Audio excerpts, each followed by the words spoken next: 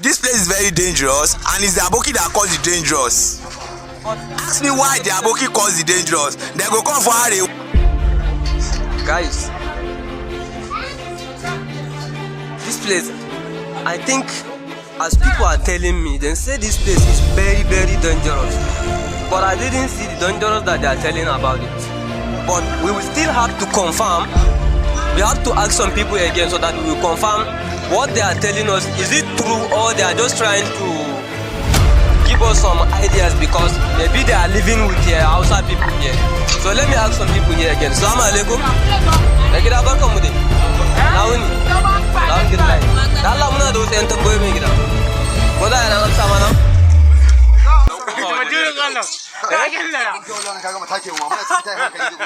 Tashi hankali subhanallah. Allah ya tsare mu. Gafara.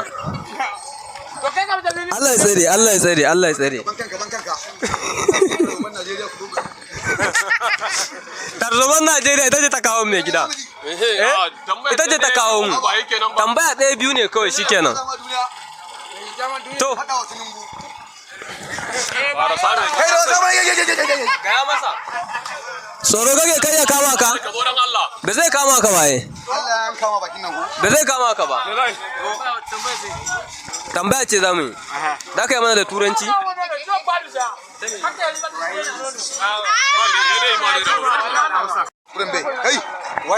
Shekaran ka nawa nan gari? A nan garin? Shekara ta 5.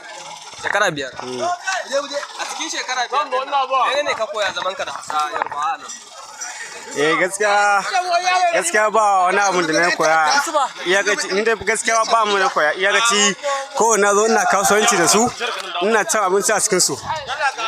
Yawa kuma ina dan jin yarbanci haka sama ba sosai ba. Shikenan. Ka dan iya mana bayani da yarbanci kadan. Gaskiya yarbancin bai zo na mu haka ba saboda kakka da mu ni ba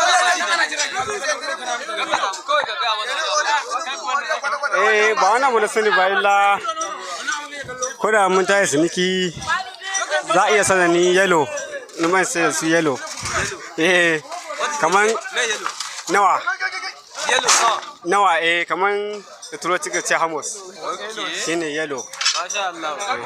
Guys, ni ma na koyi Yarbanci yau. Yellow is mean nawa ko? That's how much? Okay. So, da ka dan gaya mana kaman zaman lafiya haka da ake a nan ko kuma irin mutane Hausawan mu dai haka nake nufi. Irin suna zaman lafiya a nan da Yarbawa nan. Gaskiya wasu da Yarbawa wasu ana zaman lafiya, wasu kuma gaskiya dai sama da zaman lafiya. Domin wasu Yarbawan a cikin su akwai wani ba sa son Hausa. Wasu kuma gaskiya suna ƙauna Hausa sosai. Wallahi. Da gida kakka zagi shugaban kasa. Shugaban kasan ku ne. Shugaban ku ka zabe shi ba. Gaskiya ne shugaban kasan mu ne. Gaskiya ne shugaban kasan mu ne. So, da gida like now kamar yadda kuke kasuwanci a nan misali. Kamar yadda kuke kasuwanci a nan. Kamar irin kana ganin ba wani challenges da yake nan da kuke fuskanta a yanayin kasuwanci. Kaman ba wata matsala a kasuwanci. Gaskiya ne kuma lafiya lau ne ba wata matsala. Lafiya lau muke zama a nan.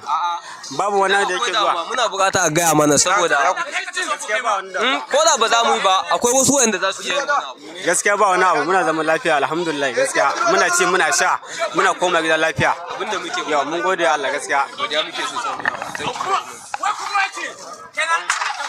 yawa mai gima da yana ma magana yara kana cikin da wannan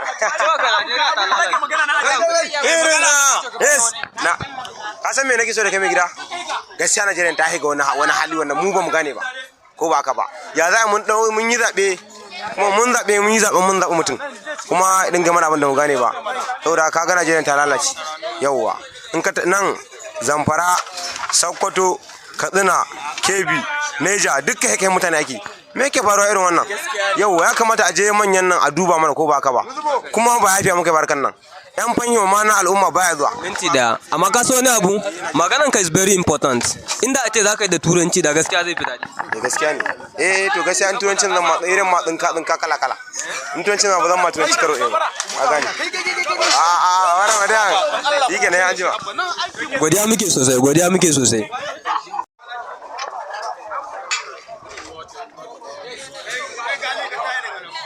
èèyàn náà bóyá àbókí wàhálà ẹ̀yin lẹ̀ sọ́fà ti tàbá ní káwò.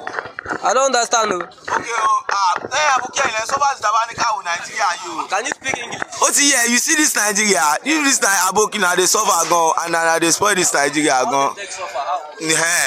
For one example you see one àbókí wey don drink more than half for that ojúrin for that place.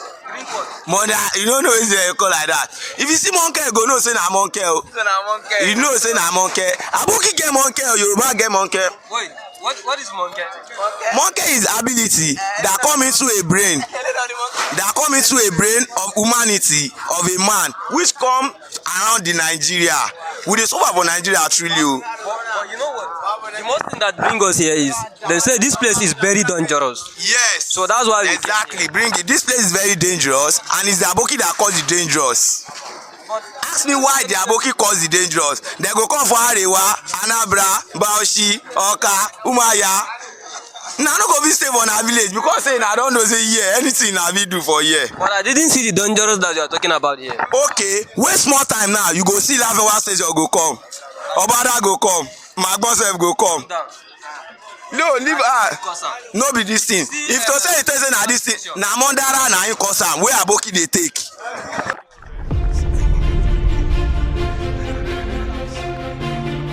Guys, now we are here, so we still have some question to ask because we will still get into our show. So let's still meet some Hausa people here again so that we will know how the thing is going in the is it Sabo where how they are calling this place I don't forget, but just go and check it inside there.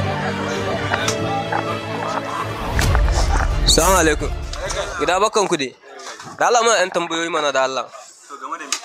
Game da zaman lafiya da ake a nan. Ka tambayi wayannan.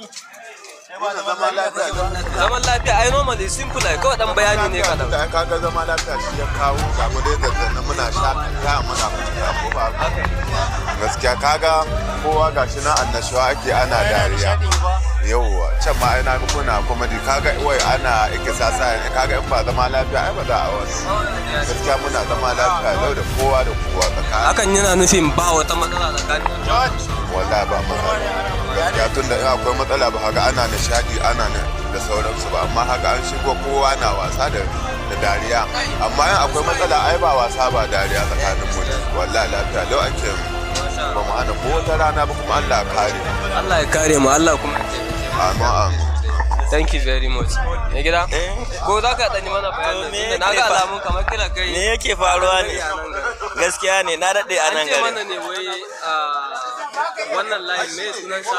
Kwangiri. No, ba kwangiri aka ce mana ba. Shedi gaskiya ne. Ana yawan samun matsaloli mutane suna faɗa tsakanin Yarbawa da Hausawa.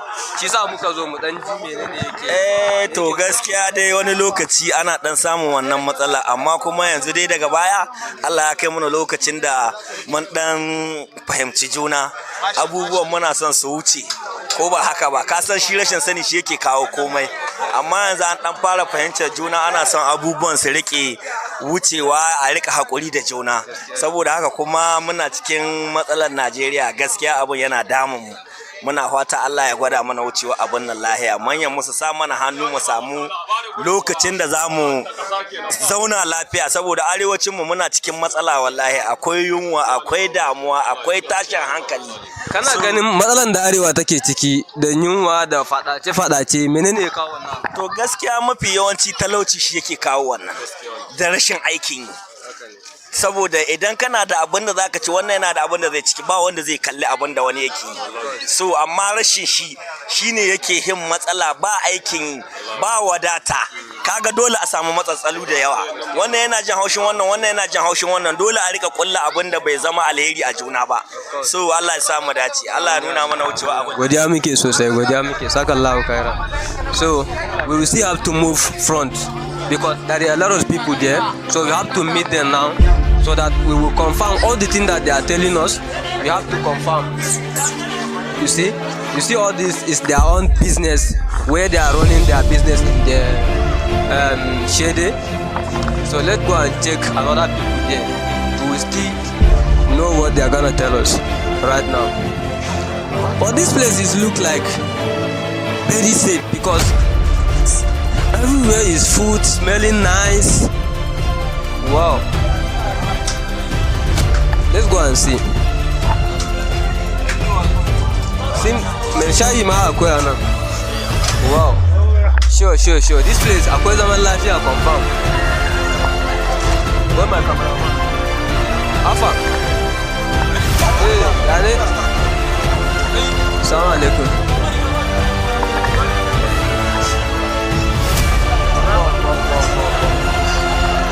Of course. This place is very safe, sure. Okay. Alaikum assalam. They are very safe here, of course. Let's go outside there. Yeah, what up?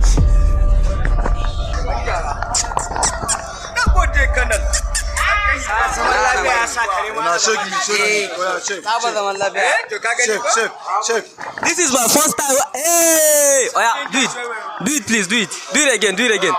Wow, I like this. Yeah?